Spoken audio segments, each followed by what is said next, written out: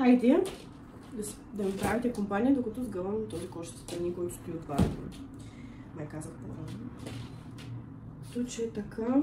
Между другото купих тази вода на Ленор за ютия.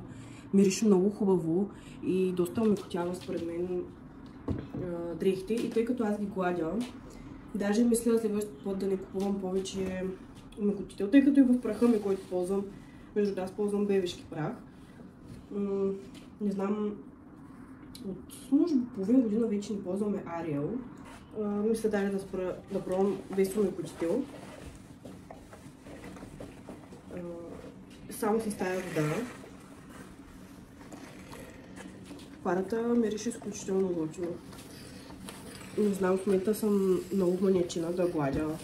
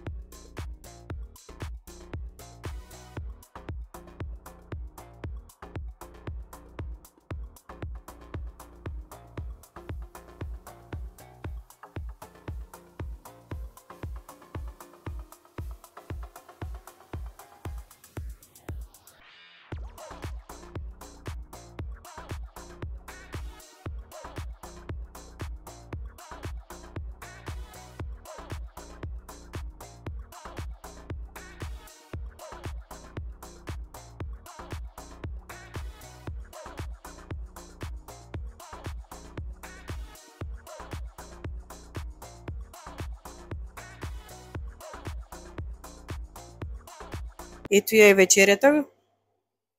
Къкри, даже сега ще според котлона. Ще сложа малко магданоз отгоре и да хапваме.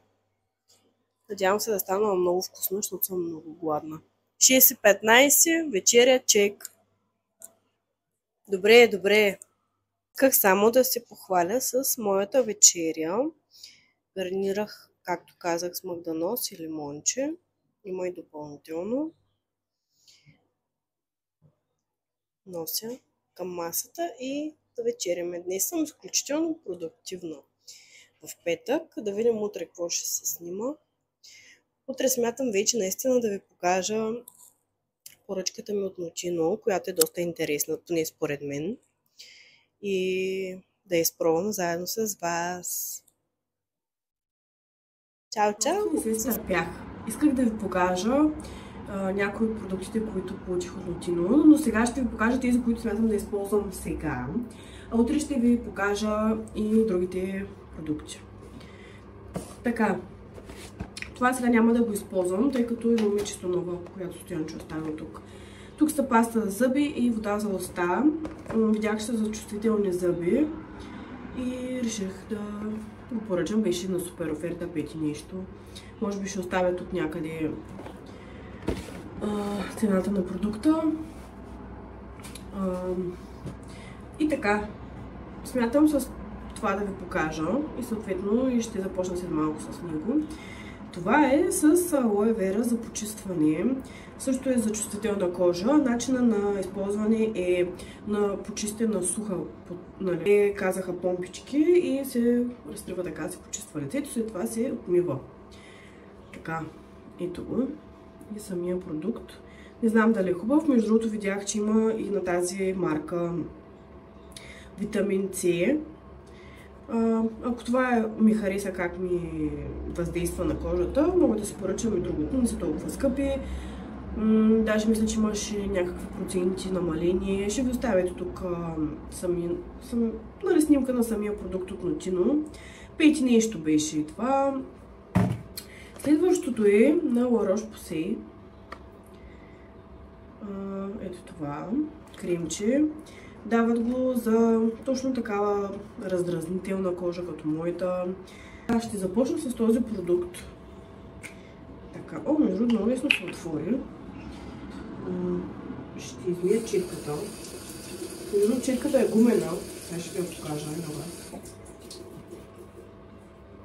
Ето я четката. Не знам колко се личи, че е гумено, но е. Виждате ли стана пяна?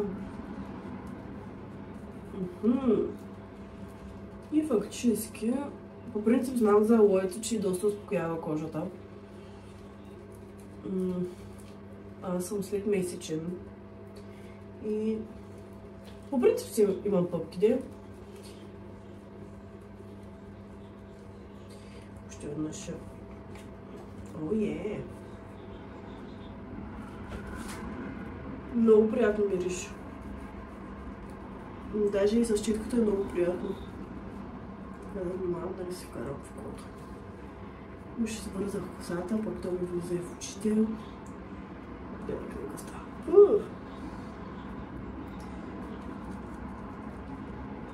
Много приятно мириш. Между другото. Много е приятно. Хими масаж ми прави. И сами виждате как става на четки.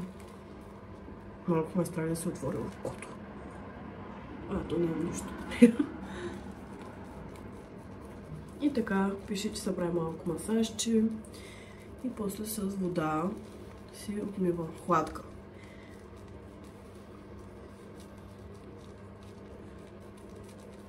Пише, че дълбоко почиства. Между другото и примерно гръмъкът се изчистиш и после пак можеш да си направиш такова.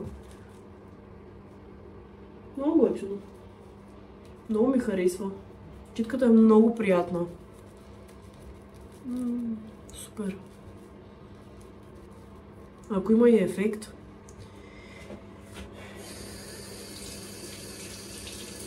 Лесно се измива.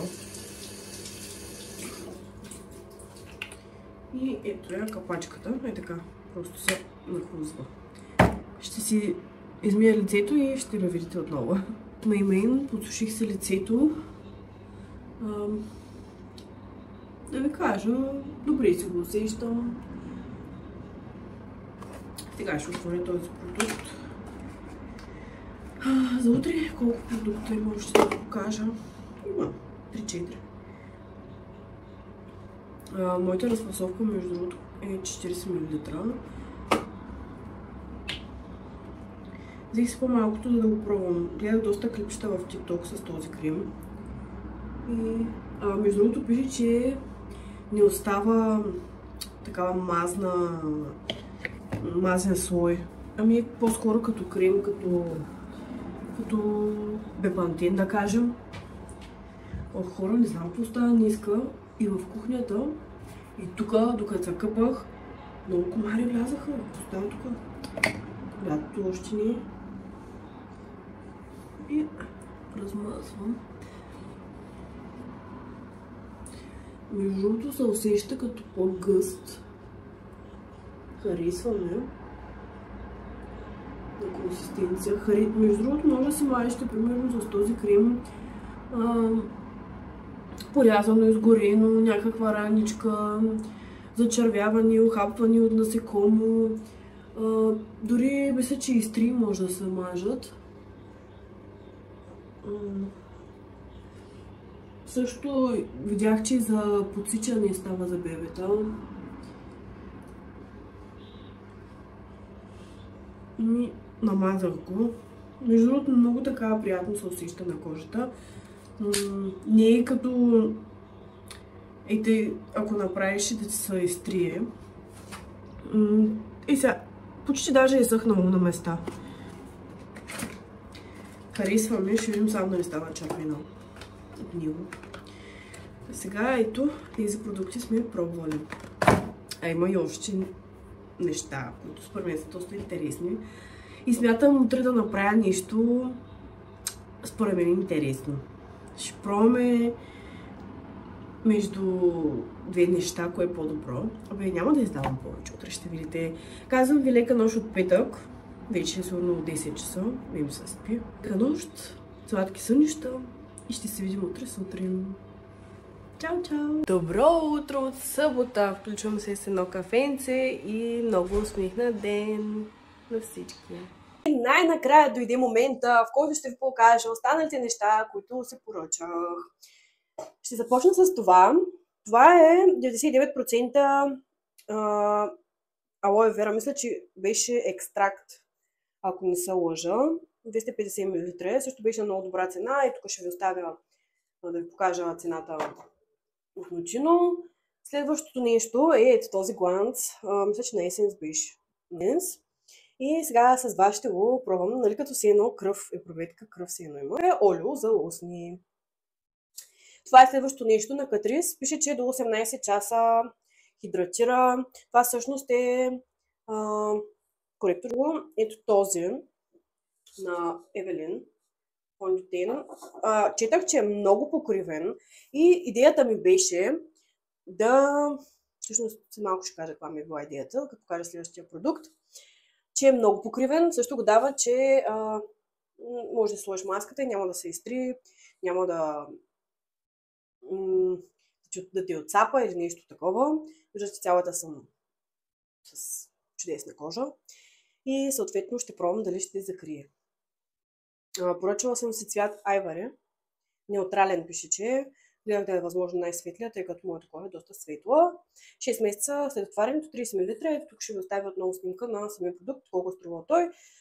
Гледах да взема малки разфасовки, да са бюджетни. И следващия продукт, който е на една от любимите ми марки на La Roche. Съм си взела дневен фондютен, тъй като моя отново на La Roche, който ми е летния, ми е останал малко, но той е малко по-тъмен цвят от, ето сами виждате, от този. Този го ползвам през лятото. Ще видим за това лято дали ще се ползва, дали ще съм с тени или ще остана бяла. Че си поръчах този дневен, пише, че е доста тънък, в смисъл такъв не тежи на лицето. Предполагам, не е много покривен, леко пише, че е хидратиращ. И като цяло искам да го пробвам. 50 мл, тук ще ви оставя ценичката и някой, ако иска, може да си го поръча. Аз съм много доволна. Вече имам доста неща на La Roche, както и слънцезащитата ми е на La Roche, но не е нищо, забравям да я ползвам. Както и този крем, който показах с нощи, сложих си аз и днес сутринта, с нощи си сложих, Стоянчо също днеска се обръсна. И си сложи от този крем. Да ви кажа, много е приятен. Не остава така мазно по самата кожа. И честно казано, за сега ми харесва. Вече с времето ще ви кажа как ми действа на кожата. Въобще, между другото нямам зачервявания, което е много добре. Защото Стоян си беше взел един крем. Ей тоя, за раздразнителна кожа.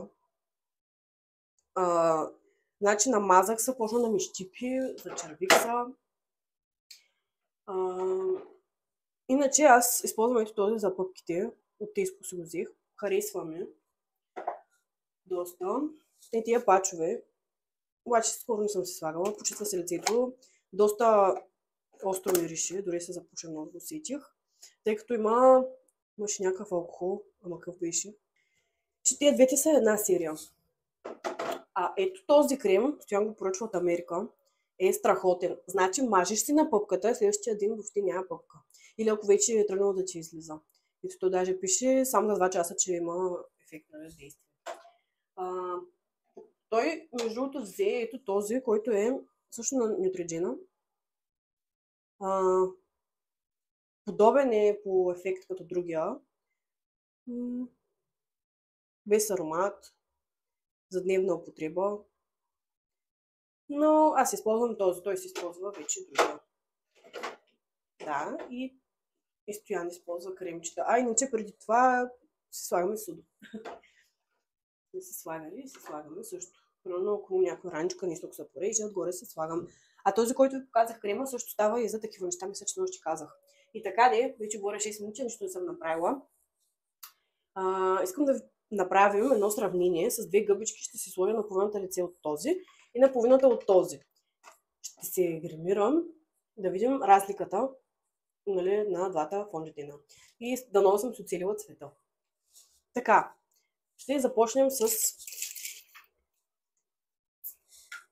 Така, това ми е навен. Такава вода, термална. Малко ще почакам. На 2 минутки. Секунди.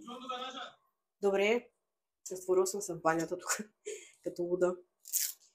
Между другото, аз първи ден мисля, че пробвах този гел. Да, ще сложа съвсем мъничко. Много. Така, сложа на ръцете. Като основа да бъде на фойлютените. Между другото, Стоян беше взел преди един от Амазон. Но този гел, честно да ви кажа, от алоето е много хубав, много успокоява. Но аз ви препоръчвам да не взимате такава голяма разфасовка, защото просто съвсем малко ви стига за...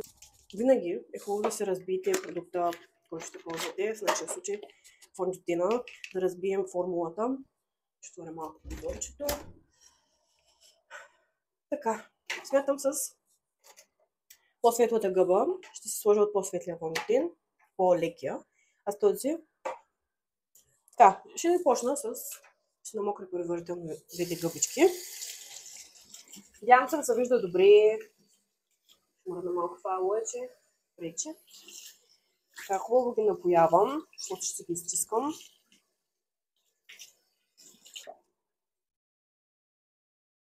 Вижте какви големи станаха. Между другото, тия гъби си ги слагам в една машинка за прането на четки и доста добре работи.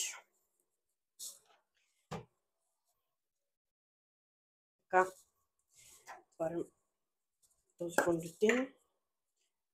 Значи спирам да говоря, просто ще ви оставям само да гледате. Възнамерявам това да бъде количеството, което ще ползвам. Да не е твърде много, тъй като смятам след това, нали, ще ви покажа на вас, но след това няма да стана така, естествено. Ще си... значи... Тази страна ще направя, тъй като имам по-малко несъвършенства в момента на нея. Ще си сложа там, а ще дам шанс на другия фондютин да ми се докаже колко е покривен. Между другото съм се оцелила сякаш цвета, така доколкото виждам.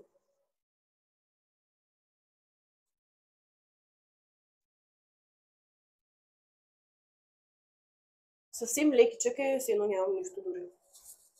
Може, защото слагам в момента малко количество. И сега ще пробваме следващия фондютин. Той е запечатан. Сега ще го отворим.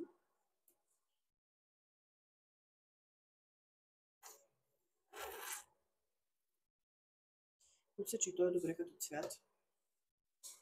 Ето цвета. Консистенцията. Тук май малко повече сложих от самия фондютин. Може малко по-светъл да ми е този фондютин. Май количеството е прекалено. Ще се включа като го размажа. Ето, включвам се. Малко са... Вижда са разликата. Не знам кое е по-добре. Мазала съм си ясните. Може би така, ако се отдръпна. Този определено много по-леко. Даже в момента ми е попил и не се усеща, че още имам някакъв продукт на лицето. Така, видяхте какво стана. Сега смятам да се сложи другата страна от този по-покривния, тъй като да стана еднакво от двете страни. И ще пробвам другите продукти. Няма да ви занимавам. След малко ще ви се покажа готова вече. Така, не съм много сигурна дали това е моят цвят. Не виждам да има голяма разлика. Виждам съм много бледа като цяло. И така, имаме и коректорчето. Но гледах да е по-светъл, защото трябва да е по-светъл от фондите на коректора. Не трябва да бъде същия цвят. Даже така си коригирам и ето тук пробката. топките.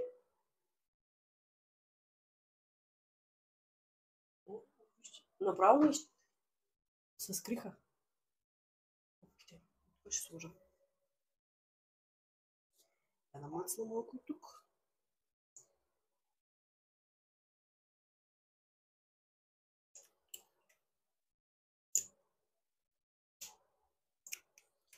Много гадно нещо се.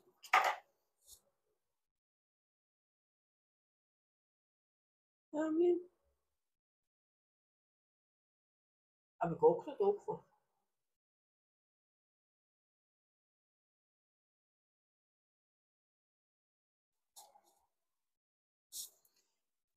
Смятам да си сложа черно оливче в краищата и след това спирала. Как? Забравих да си сложа пудра. Напудрих се с шигланчето. И сега вече ще си сложа от черния олив. И така гримирах се и остана само този гланц. Много интересна четка. Очаквах да е обикновена, а пък то е просто едно силиконово. Мирише много хубаво на ягодка.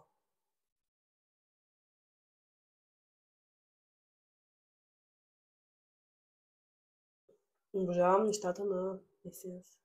Имат супер яките гланцеве.